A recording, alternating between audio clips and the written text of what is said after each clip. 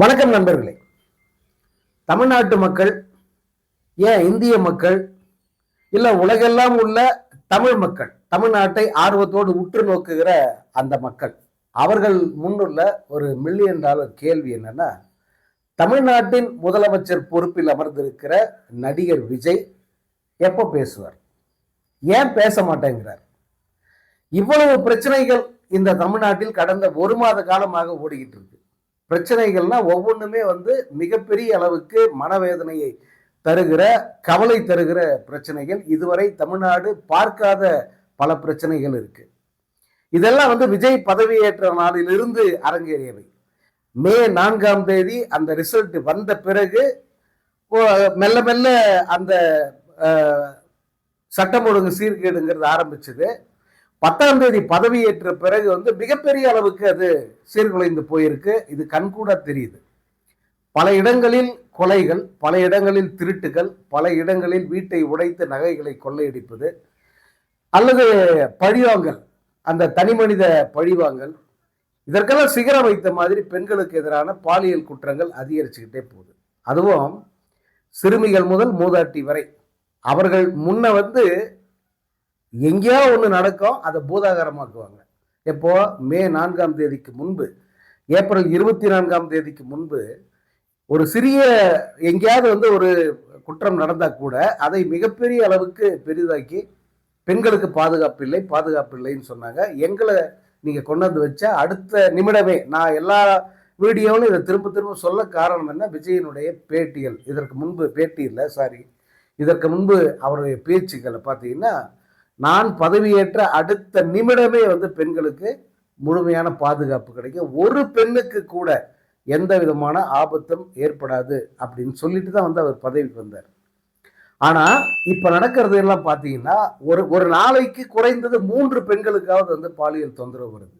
அது சிறுமியா இருக்கும், அல்லது பெண்ணாக இருக்கும், அல்லது வயது மூத்தவர்களாக இருக்கும். ஆனால் வயது வித்தியாசம் பார்க்காம பெண்களுக்கு பாலியல் வன்கொடுமைங்கிறது அரங்கேறுது. நேற்று இன்னைக்கு பார்த்தீங்கன்னா ஒரு 14 வயது சிறுமிக்கு பாலியல் கொடுமை நடந்திருக்கு. 25 வயது பெண் கடலூரில் குத்தி கொல்லப்பட்டிருக்கிறார். 60 வயது பெண்மணி வேளச்சேரியில் கற்பழிக்கப்பட்டிருக்கார். ஸோ இந்த மாதிரியான சம்பவங்கள் தொடர்ந்து நடக்குது. இது இப்போ சொன்னதோட சேர்த்தா ஒரு 22 பெண்கள் பாதிச்சிருக்காங்க. ஒரு 20 நாளில் 22 பெண்களுக்கு மேலே பாதிச்சிருக்காங்க. கொலை சம்பவங்கள் கேட்கவே வேணாம், போலீஸாருக்கே பாதுகாப்பு இல்லாத ஒரு நிலை தான் அப்படின்ட்டு எல்லாருமே சொல்கிறத நீங்கள் கேட்டிருப்பீங்க. உதயநிதி ஸ்டாலின் பேசின இப்போ லேட்டஸ்ட்டாக அவருடைய அறிக்கையை பார்த்துருப்பீங்க. நீங்கள் நிர்வாகத்தை கற்றுக்கிட்டு சட்ட ஒழுங்கை காப்பாற்றுறதுக்குள்ளே தமிழ்நாடு காணாமல் போயிடும் சிஎம் சார். எப்போ சட்டம் ஒழுங்கை நிலைநிறுத்த போகிறீங்க அப்படின்னு அவர் அவரோட சரவெட்டியாக இருக்கும். உதயநிதி ஸ்டாலின் பேச்சும் சரி, அவருடைய அறிக்கையும் சரி, இந்த அறிக்கை அப்படி தான் இருந்தது.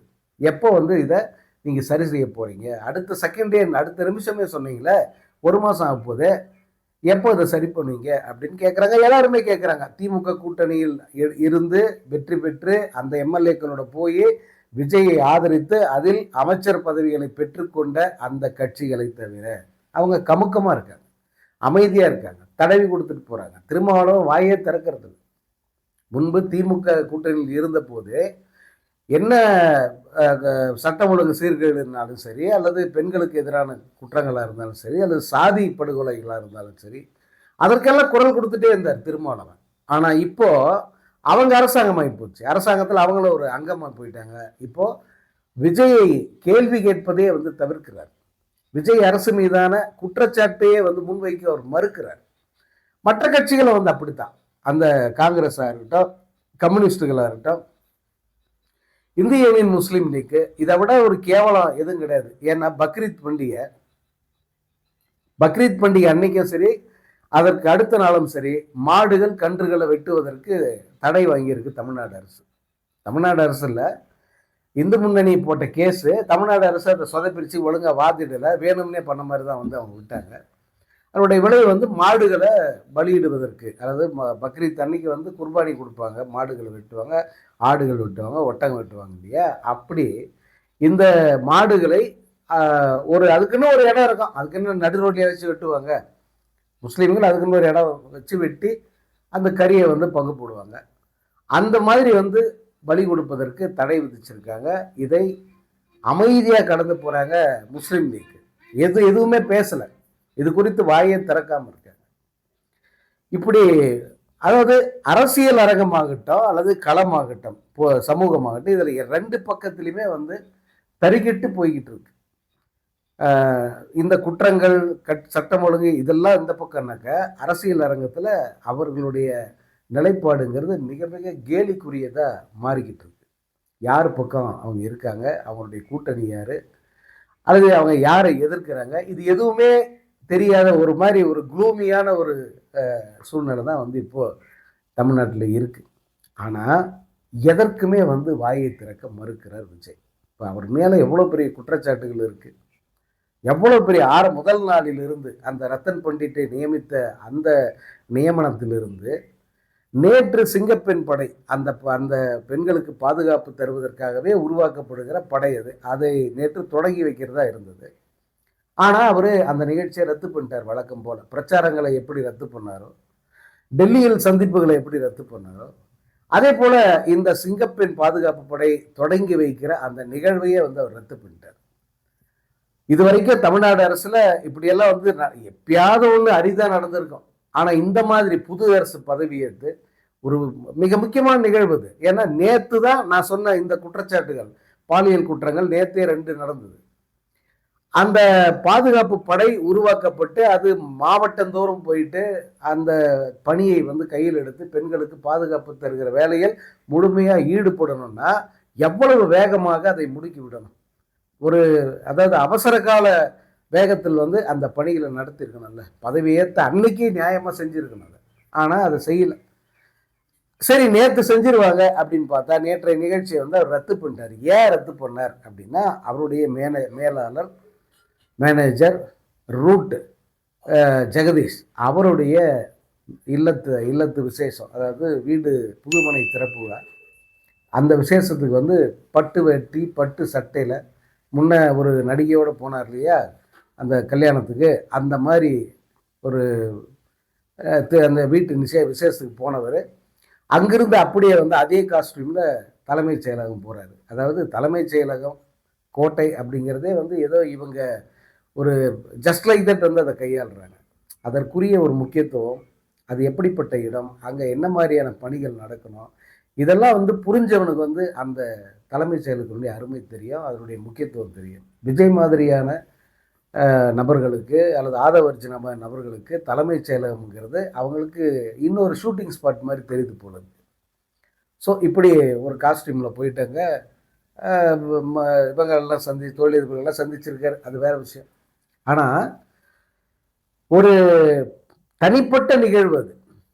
இவர் போய் கலந்துக்கணும், ஓகே, அது எப்போ வேணால் கலந்துக்கலாம். ஒரு தனிப்பட்ட நிகழ்வு, அந்த நிகழ்வுக்காக தனது மேனேஜருடைய வீட்டு விசேஷத்துக்கு போகிற அந்த அக்கறை ஒரு சிங்கப்பெண் பாதுகாப்பு படைன்னு இவர் கொடுத்த வாக்குறுதி, இவர் அறிவிச்சது தான் பெண்களுக்கு பாதுகாப்பு தருகிற அந்த ஒரு சிறப்பு படை, அதை தொடங்கி வைப்பதற்கு அவரால் வந்து முடியலை. நிகழ்ச்சியை ரத்து பண்ணிட்டார். இதை பற்றியெல்லாம் பெரிய விமர்சனங்கள் இருக்கு.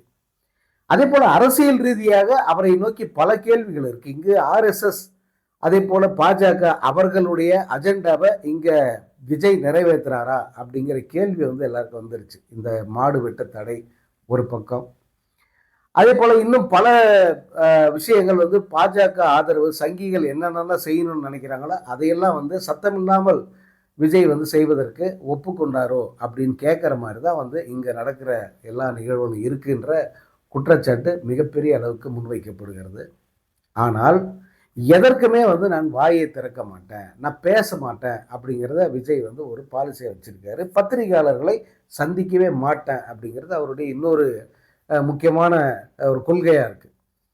நான் முன்னாடி சொன்ன பல மூத்த பத்திரிகையாளர்கள்ன்ற பேரில் இருக்கிற சில வீணா போனவங்க வந்து அவருக்கு அட்வைஸும் கொடுக்குறாங்க. நீங்கள் பத்திரிகையாளர்லாம் சந்திக்காதீங்க, அவங்களுக்கெல்லாம் கேள்வி கேட்க தெரியாது, அவங்க கேட்குற கேள்வியில் நீங்கள் மாட்டிப்பீங்க, இது வந்து அவங்க கொடுக்குற ஐடியா.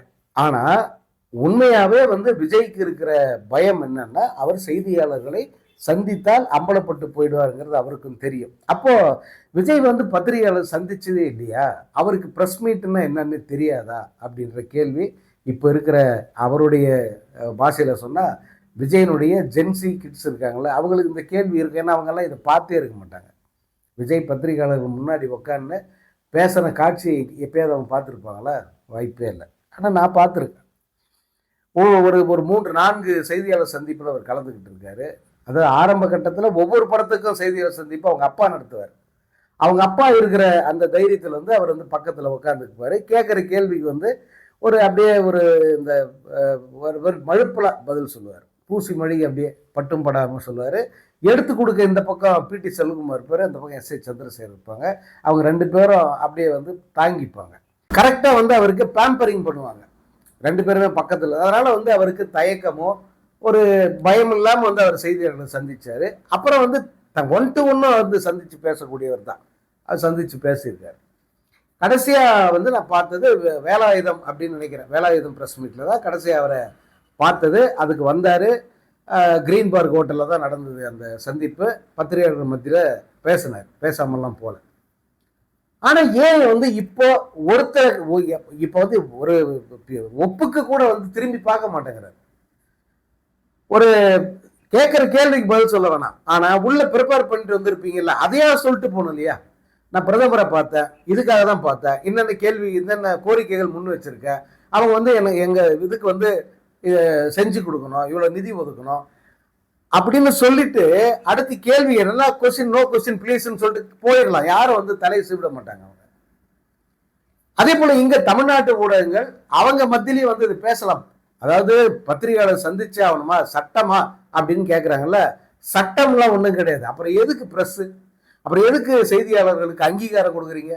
செய்தியாளர்களுக்கு அங்கீகார அட்டை, செய்தியாளர்களுக்கு அவ்வளோ வசதி, செய்தியாளர்களுக்குன்னு ஒரு தனி அமைச்சகம், ப்ரெஸ் ரூம்னு ஒன்று கோட்டையில் எதுக்கு இருக்குது? இதெல்லாம் எதுக்கு இந்த முக்கியத்துவத்தை கொடுத்தாங்க இதுக்கு முன்னே இருந்தவங்கெல்லாம்? அப்போ நீங்கள் என்ன ஒழிச்சிட போகிறீங்களா? அதெல்லாம் நாங்கள் எதையுமே வந்து ட்விட்டரில் இன்ஸ்டாவில் இதிலே நாங்கள் வெளியிட்டுக்கிறோம். எங்கள் செய்திகள் எங்களுடைய அறிக்கைகள் எல்லாத்தையும் நீங்கள் இதிலே பார்த்துக்கோங்க. செய்தியாளர்கள் அப்படிங்கிற ஒரு இனம் தேவையில்லை எங்களுக்கு, கோட்டை பக்கம் செய்தியாளர்களே வர வேண்டாம் அப்படி சொல்ல போகிறீங்களா? என்னங்க இதுக்கு அர்த்தம்? நீங்கள் நான் பேசவே மாட்டேன், பார்க்கவே மாட்டேன், சரி ஓகே, செய்தியாளர் பார்க்காத பேசாத, ஒரு வீடியோ எடுத்து வெளியிடு.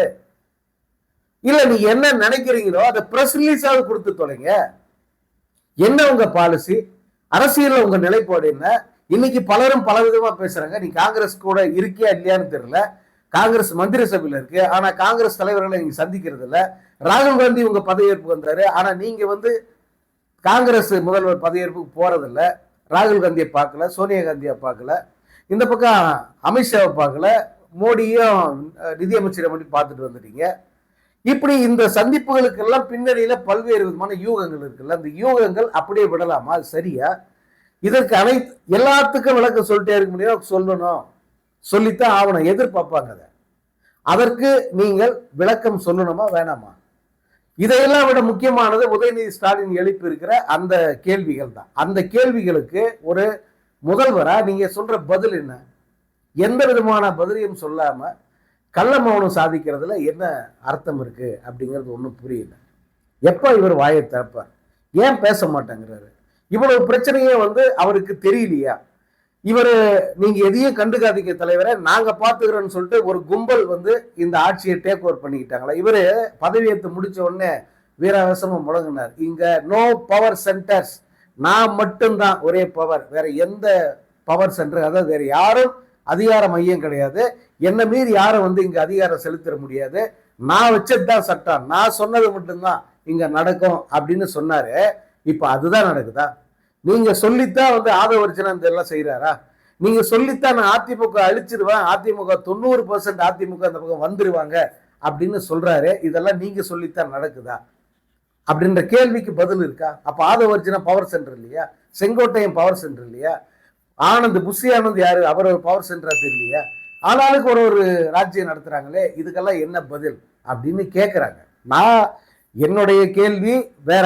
ஆனா இந்த கேள்விகள் எல்லாம் வந்து பொதுமக்கள் மத்தியில மீடியாவில் சமூக வலைத்தளங்கள்ல முன்வைக்கப்படுகிற விஷயங்கள். இதற்கெல்லாம் என்ன பதில் வச்சிருக்கீங்க விஜய் சார், சிஎம் சார்?